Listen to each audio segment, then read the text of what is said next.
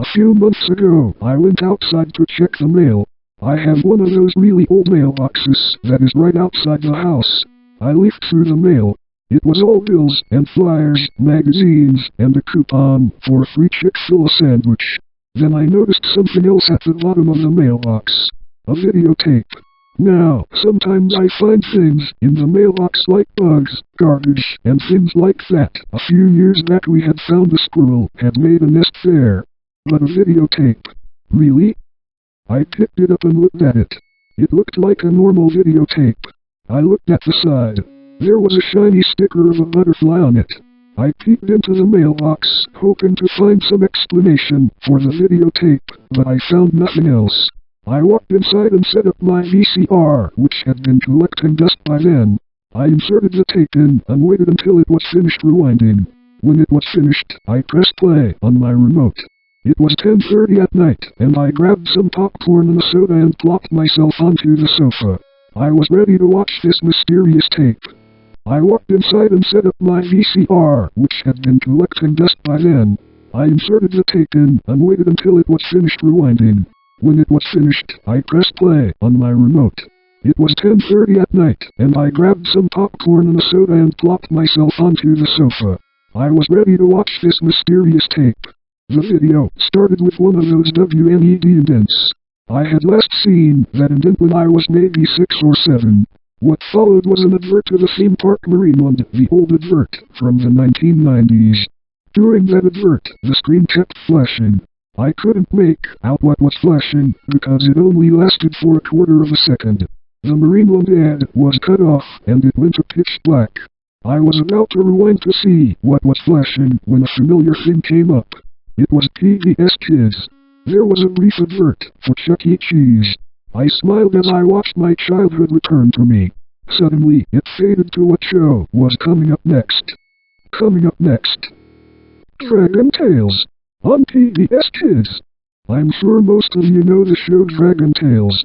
It's better that you've at least seen 5 episodes of the show before you understand any of this. The intro of the show started. Everything was right, except there was no sound. It cut off in the middle of the intro and cut to a picture of Max sitting on a chair with the words, Dragon Tales, crudely written above him in red. The thing that frightened me the most was Max's facial expression. He was pale and his eyes were tiny. He sat there if he was trying to smile, but he needed to cry. Almost like the expression of a man about to hang himself. The episode started. It showed an outside view of Max and Emmy's house as it always does. The sky was a dark red and the sun was an orangish color. Max walked in holding his elbow. "Oh," he exclaimed, "I bumped me elbow on the table." Emmy stood at him. She had a frown on her face. "Maybe if you'd fuck me then your elbow wouldn't hurt so much," she replied. I was shocked at what I had just heard. She had said what I thought she had just said. More significantly, there was no credits or episode title. Then Max said, "Emmy, Mommy told us to not say that word." Emmy took a deep breath. Before she could speak, Max screamed.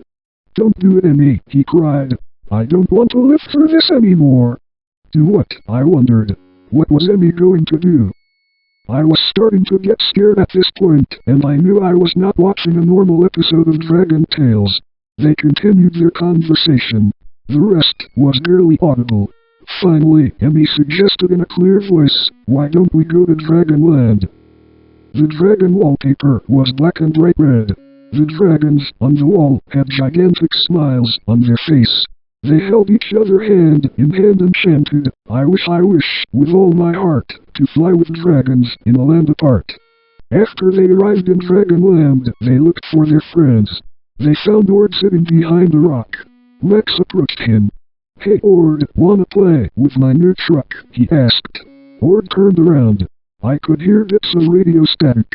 At first I couldn't hear what the voices were saying, but I began to hear what the man on the radio was saying. What I heard was, "Well, Jim, this is a terrible situation we have here. Police have confirmed the plane carrying President Barack Obama was hijacked by a few members of Al-Qaeda. The plane crashed into the Statue of Liberty in New York City, the city where Obama was supposed to appear. We are unsure who else was on that plane or if there were any casualties. I don't know anything else, but all I can tell you is the Statue of Liberty is in flames and the plane was carrying President Barack Obama. During the time the radio was playing, Ord was sitting behind a rock. He had no expression on his face. He was just sitting there still. He wasn't dead, but his face almost looked like it. I thought back to Max's expression on the chair. Once the static ended, Ord walked away. He walked expressionless and he walked in a straight line around Dragonland. The sky was blood red. Ord then gave a slick smile. A gigantic scream erupted out of nowhere. It cut to a zoom in of a photorealistic image of Ord in a bony-like state, lying dead, with his eyes torn out and a message carved out on his head. In Ord's blood it said, "Hail Satan." It cut to black at that second. It then faded into a church. The bell rang in a distorted, deep tone. The sky was still blood red. The radio static came back. Breaking news, the anchorman proclaimed, President Barack Obama is dead. He was killed this afternoon in a plane crash along with Vice President Joe Biden and 55 other government officials. Also on that plane was rock and roll legend Chuck Berry and 40 other people. The plane was hijacked by 5 Al-Qaeda members whose names have not been confirmed yet. The anchorman's voice shook with terror as he spoke. This is a terrible, shocking day for not only the United States of America, but for the entire world. The response was. After that, it went to static. It showed paintings of the inside of the church. At that moment, I assumed this had something to do with the death of Obama. It zoomed in on the coffin. It was photorealistic. The voice of Zack suddenly shouted, "Cassie, no!" It cut to a black and white video. It was silent, except for random beeping noises. And by silent, all you could hear was a film projector running. It showed Cassie walking around in a white background. She just kept walking. The beeping sounds got louder. Cassie stopped. She walked over towards the screen. I could hear her breathing. Her eyes were bloodshot. Her teeth were broken. Her hair was shaved off. At this point, I thought Cassie could hear me. Cassie opened her mouth. What followed was the most ear-piercing, loudest sound that I have ever heard in my life. It wasn't like a scream, but a really messed up beeping sound that was louder than any human could hear. My ears sometimes still ring from that. That is how bad it was. In fact, I'm lucky I am not deaf. Cassie continued to stare at me. I was getting scared at this moment, and I didn't want to watch anymore. I tried to shut it off. Said Cassie, in the voice of a crying and choking woman, "We must pray to Satan." Then it faded to black. It faded back to a dragon tune. For those that don't know, the format was 2 10-minute episodes, and the song in between. I hoped that the nightmare had ended. It hadn't. The song was an organ track that was being looped. The video quality wasn't very good, so I couldn't see what was really going on. There were about 500 dragons in a gigantic circle chanting, "Cassie, Cassie, Cassie." Cassie then smiles and jumps into the fire. The video quality suddenly improves. It shows Cassie's flesh burning. She looked at me and proclaimed, "You did this to me," before her skin was burned to ashes and her entire body turned to rubble. It actually showed her being burnt. Suddenly, hundreds of dragons pounced on her remains. They began to scratch at each other. They were devouring each other. It showed dragons biting into each other's skulls, dragons ripping off the flesh of other dragons, and fleshless dragons crying blood. I began to wonder how this was a dragon tune. The scene changed back to Max and Emmy back at their house. "I need my truck," exclaimed Max. "Well, hurry up," said Emmy in an angry voice. Max then fell in the toy box he was searching. Emmy, I'm locked. Help me." Max screamed. He was crying. Like, actually real crying. Emmy screamed, "It's stuck." You could feel the pain as Max panicked to get out. To make a long story short, he didn't. It cut to a gigantic cage. It showed Zack and Wheezy on all fours, drinking water from a dish. They began to sing. The singing was muffled, so I couldn't understand the words. After a while, the song became more clear and the voices of Zack and Wheezy now sounded like an old man with a gruff voice and a little girl no older than 4. The last verse went something like this: "Praise thy devil, for he is thou. Let him possess unto thou. For pain and torture are all we can see. It's better you than him and me. Then, they paused. The little girl started to cry. It was actual crying, not acting. Stand up, the man says in a gruff voice.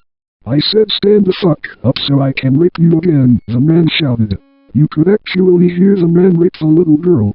You could feel her pain as she was being forced to do something illegal. Her screams and cries echoed. Finally, the screams and cries stopped. Stand up, you filthy piece of shit, the man yelled. I want my mommy, the girl cried. She was screaming. Out of the blue, a loud gunshot rang out. The girl continued to scream loudly. 5 shots were fired. You could hear the whispering of the old man's voice. Oh shit, what am I going to do with the body? The video cut to a surveillance camera room. The videos playing were videos of different angles of a plane crashing into the Statue of Liberty. I began to wonder how the girl's rape and murder and the terrorism act both connected together. It cut to pitch black. Suddenly, a face came out from the shadows. It was a terrifying figure from one of my worst nightmares when I was 5. He looked like Satan, his eyes were bulging out, and he had a big smile on his face. He opened his mouth and let out that ear-piercing sound I had heard earlier. I was able to stop the video now. I didn't want to see the face of that terrible demon anymore. I shut off the VCR and stayed up all night on my computer. I threw out the videotape, but after I took some photos of the episode. Before garbage day, I made sure the video was in the garbage. It wasn't. I searched the house and it was nowhere to be seen. I never have seen the tape again, and I warn you to never pick up mysterious videotapes you find.